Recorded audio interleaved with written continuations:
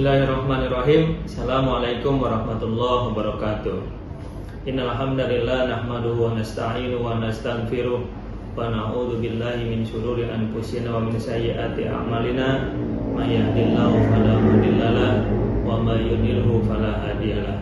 Asyhadu an la ilaha illallah wahdahu la syarikalah wa asyhadu anna Muhammadan abduhu wa rasuluhu la nabiyya ba'dah. Faqala Allah Ta'ala fi kitabil karim. A'udzu billahi minasyaitonir rajim. Bismillahirrahmanirrahim.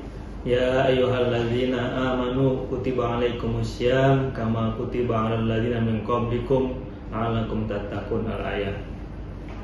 Para hadirin saimin dan saimat yang insyaallah dimuliakan Allah Subhanahu wa taala.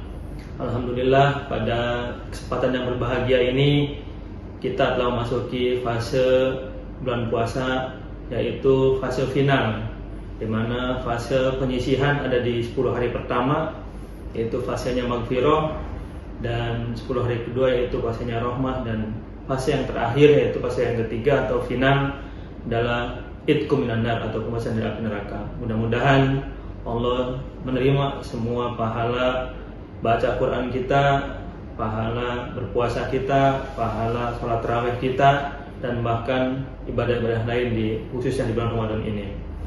Salawat dan salam senantiasa tercurah pada junjungan Nabi besar kita Muhammad SAW, kepada para keluarga, pada para sahabat, dan kita sebagai pengikut hingga akhir zaman.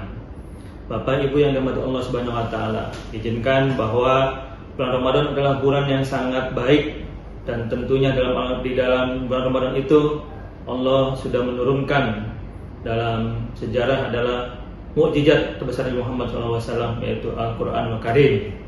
Seperti yang dikatakan, Inna anzalnahu fi lailatul qadar, bahwasanya telah kami turunkan sebuah kitab yang bernama Al-Quran, yaitu pada malam Lailatul Qadar. Lantas kita sebagai umatnya, bagaimana dengan Al-Quran tersebut? Nantiasa kita selalu baca, bahkan dalam 17 rakaat kita dari mulai zuhur, asar, maghrib, isya dan subuh selalu kita baca Al-Quran tersebut. Terlebih dalam ibadah sholat, yaitu ibadah yang akan Allah hisab di awal pertama pada saat di yaumil qiyamah. Seperti dalam hadisnya, awwalu ma yuhasabu indallahi as-shalah, bahwa yang akan dihisab pertama kali dari umat Rasulullah SAW adalah perbuatan sholatnya. Maka itu dari saya saat ini akan mengajak kepada Bapak Ibu rahimakumullah untuk sama-sama meningkatkan bacaan Quran kita, terutama bagaimana rukun dalam sholat adalah membaca surat Al-Fatihah. Baik, kita mulai dengan Bismillahirrahmanirrahim. Bismillah artinya dengan menyebut nama Allah yang Maha Pengasih lagi Maha Penyayang. Dalam kaidah tajwid, yaitu bagaimana kita mempelajari tentang panjang pendek dan hukum tentang baik bagusnya membaca Al-Quran itu secara benar. Kata-kata bismillah, bahwa bismillah ini ada lafaz Allah yang dikatakan dalam ilmu tajwid adalah lafdul jalalah muraqqaqah. Artinya sebuah lafaz bacaan Allah yang dibaca dengan tipis. Maka kata-katanya Bismillahirrahmanirrahim. Meningkat ke kata yang berikutnya, yaitu Ar-Rahmanir-Rahim. Ar-Rahman dan Ar-Rahim ini adalah sama-sama dalam kaidah tajwid disebut dalam namanya alif lam samsiyah, di mana alif lamnya tidak dibaca, akan tetapi langsung ke huruf berikutnya, Ar-Rahman.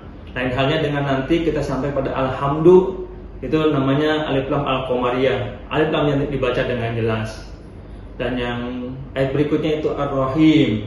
Di situ ada kata-kata huruf hukum mad tabi'i, akan tetapi di waqaf, sehingga itu namanya mad arid disukun. Perlu Bapak Ibu ketahui bahwa semua huruf mad tabi'i, baik itu ada fathah setelah alif, terus ada kasroh setelah ya, sebelum ya, dan ada dhamma sebelum mau, ketika ketemu waqaf berubah hukum tajwidnya menjadi mad arid disukun. Itu Bapak Ibu. Dan berikutnya yaitu kata-kata alhamdulillahirabbil alamin. Alhamdulillah yang saya sampaikan tadi sama seperti Ar-Rahmanir-Rahim.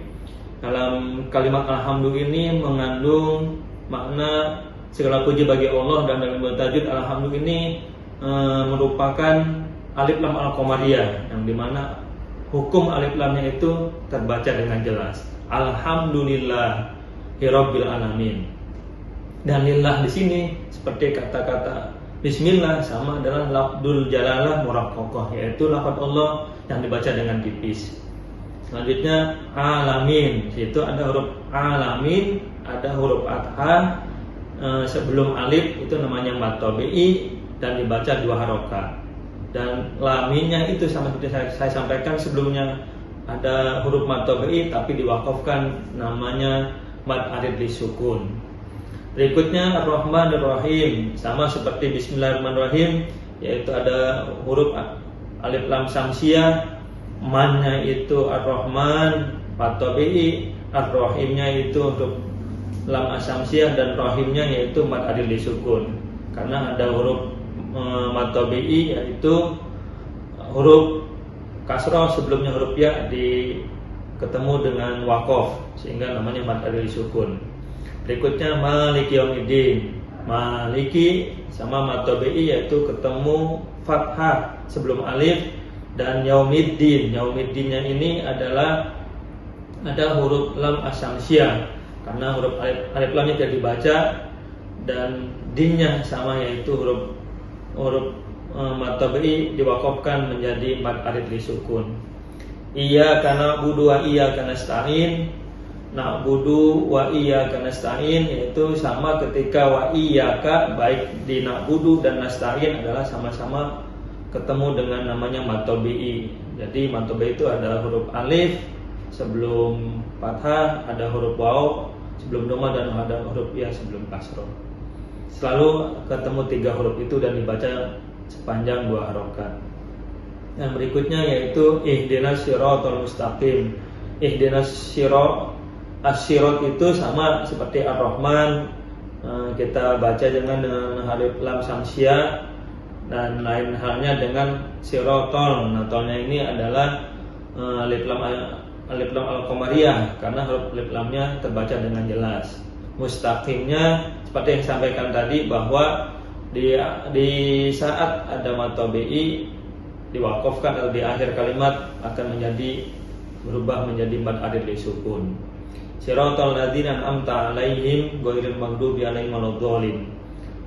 Sirata mad tabi'i juga, alladzina alif lam samsiyah, an'amta yaitu nun mati ketemu ain namanya idhar qalqi, terus 'alaihim yaitu harif namanya idhar safawi, ghairil mag yaitu alif lam al-qamariyah, dubi juga mad tabi'i, 'alaihim wa mad wajib mutasil, waladdallin itu sama seperti yang tadi saya sampaikan, alif lam asamsiyah dan linnya itu mad arid lisukun. Jadi kenapa saya sampaikan bahwa secara ilmu tajwid di huruf Al-Fatihah itu sangat jelas, ada beberapa hukum bacaan.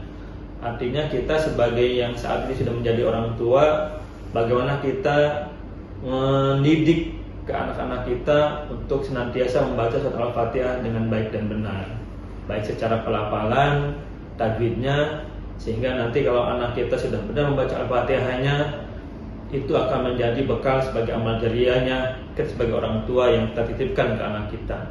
Bayangkan dalam satu hari 17 rakaat belum ditambah sunat sunnah yang lain, betapa banyak pahala yang akan disampaikan oleh anak kita terhadap kita, karena kita mendidik anak kita dengan baca surat Al-Fatihah yang baik dan tahu tentang ilmu tajwidnya. Mudah-mudahan sharing kali ini bermanfaat bagi Bapak Ibu sekalian, dan pastinya masih banyak kurangnya mohon dimaafkan. Billahi taufiq wal hidayah. Wassalamualaikum warahmatullahi wabarakatuh.